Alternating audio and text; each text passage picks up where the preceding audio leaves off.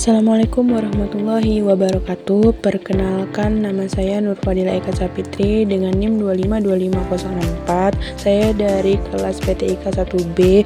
Di sini saya akan menjelaskan tentang jaringan dan komunikasi komputer. Baiklah, di sini saya akan menjelaskan poin yang pertama, yaitu apa pengertian jaringan komputer dan komunikasi data.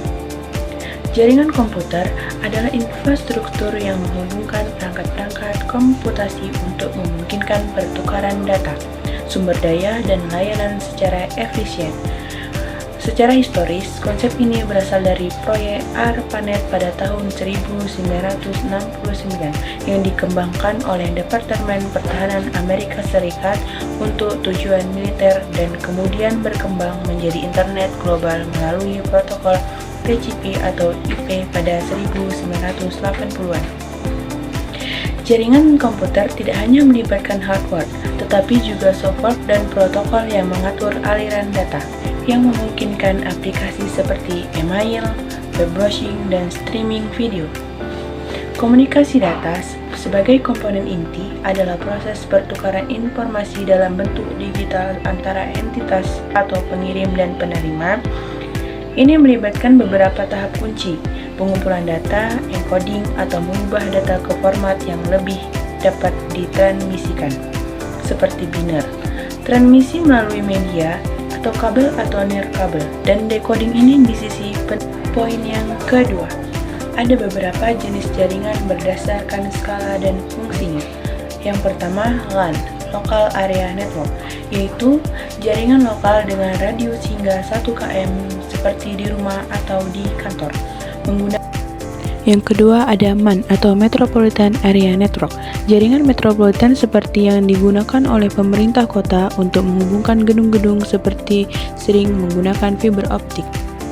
Dan yang ketiga ada WAN atau Wide Area Network, jaringan luas yang mencakup kota atau negara seperti internet dengan penggunaan router dan satelit. Contohnya koneksi VPN perusahaan untuk akses remote.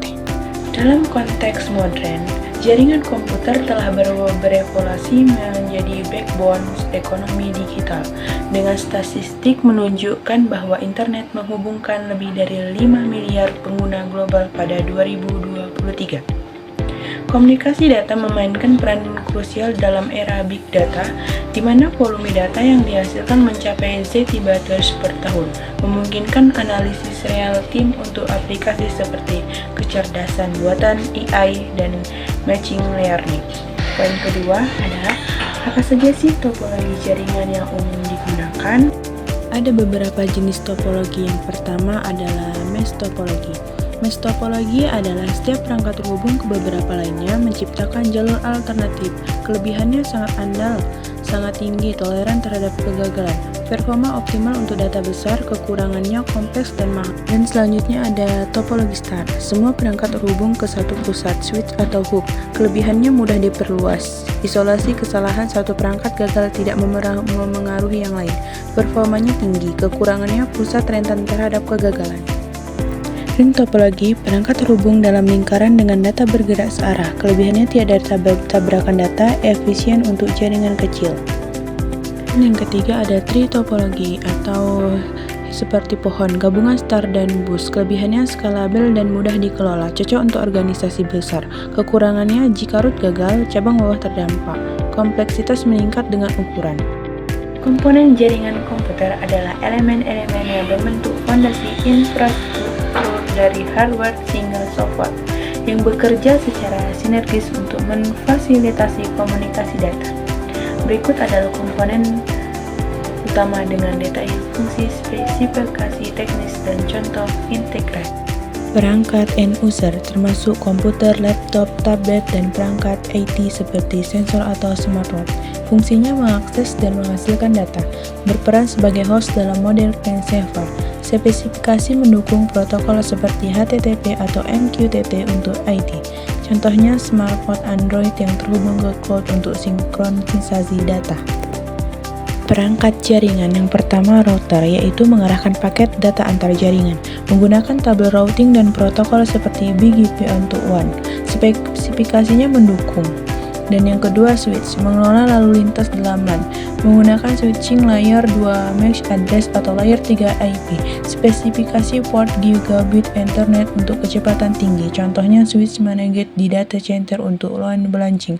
Dan yang ketiga, hub, perangkat sederhana yang membrowse data, jarang digunakan sekarang karena inefisiensi. Contohnya digunakan dalam jaringan kecil untuk sharing printer. Dan yang keempat, modem, yaitu mengkonversi sinyal digital ke analog untuk transmisi. Contohnya modem fiber optik dari ISP seperti Verizon. Selanjutnya ada media transmisi, yaitu meliputi 1 kabel, 2 nirkabel, 3 server dan strong, dan software dan protokol, dan 5 access point dan gateway. Integrasi komponen ini dapat divisualisasikan melalui diagram jaringan, di mana efisiensi diukur oleh metrik seperti TOGRUP Mbps dalam latensi. Tren komponen ini semakin integrasi dengan AI, seperti router cerdas yang belajar pola lalu lintas. Masuk poin yang keempat, yaitu bagaimana konsep komunikasi data dan protokol jaringan bekerja. Komunikasi data adalah proses sistematis pertukaran informasi yang melibatkan pengkodean data ke dalam paket, transmisi melalui media, dan dekode di tujuan. Dengan fokus pada akurasi, kecepatan, dan keamanan, protokol jaringan adalah aturan standar yang mengatur proses ini, memastikan interoperabilitas antar perangkat dari vendor yang berbeda. Ada lapisan 1 atau fisik, transmisi big mentah. Contohnya kabel Ethernet yang mengirim sinyal listrik. Dan yang kedua adalah lapisan kedua atau data link. Contohnya switch yang menggunakan MAC address untuk forwarding. Dan selanjutnya adalah lapisan ketiga, yaitu jaringan. Contohnya router yang menggunakan OSPF untuk menemukan jalur yang optimal. Dan lapisan keempat adalah transport, yaitu contohnya video streaming menggunakan UDP untuk latensi yang rendah. Dan lapisan kelima adalah sesi, yaitu mengelola dialog protokol seperti NetBIOS, contohnya koneksi SSH untuk remote access. Selanjutnya lapisan keenam atau presentasi, format data dan enskripsi, contohnya SSL atau TLS untuk HTTPS. Dan yang terakhir adalah lapisan 7 atau aplikasi, yaitu antarmuka pengguna HTTP, FTP, SMTP, contohnya browser web yang mengirim request ke server. Dan poin yang kelima adalah apa saja sih tantangan dan permasalahan yang dihadapi dalam pengelolaan jaringan komputer. Pengelolaan jaringan melibatkan monitoring, troubleshooting, dan optimasi yang kompleks dengan tantangan yang diperburuk oleh pertumbuhan data dan ancaman siber. Sitas manajemen. Kelima, biaya operasional, dan keenam, privasi dan regulasi. Keenam adalah apa manfaat jaringan komputer bagi kehidupan manusia dan bagaimana strategi mengoptimalkannya. Jaringan komputer memberikan manfaat transformasi dan akses informasi hingga inovasi sosial. Manfaat komputer di bidang pendidikan, yaitu akses informasi lebih luas. Siswa dan guru dapat mengakses e-book, jurnal, video pembelajaran, dan sumber daring. Pembelajaran interaktif, software edukasi, simulasi, dan platform e-learning membuat belajar lebih menarik. Dan manfaat di bidang kesehatan, yaitu rekam medis digital, data pasien tersimpan rapi dan mudah diakses. 2. Penelitian medis. Komputer membantu analisis data besar untuk menemukan pola penyakit dan solusi. Dan yang ketiga, simulasi dan pelatihan. Mahasiswa kedokteran menggunakan simulasi komputer untuk belajar prosedur medis. Manfaat komputer di bidang ekonomi. Yang pertama, efisiensi bisnis. Komputer mempercepat transaksi, akuntansi, dan manajemen inventaris. Yang kedua, analisis data. Perusahaan dapat memanfaatkan big data untuk strategi pemasaran dan inovasi produk. Baik, cukup sekian yang dapat saya sampaikan dan saya jelaskan. Kurang dan lebihnya saya mohon maaf. Wassalamualaikum warahmatullahi wabarakatuh.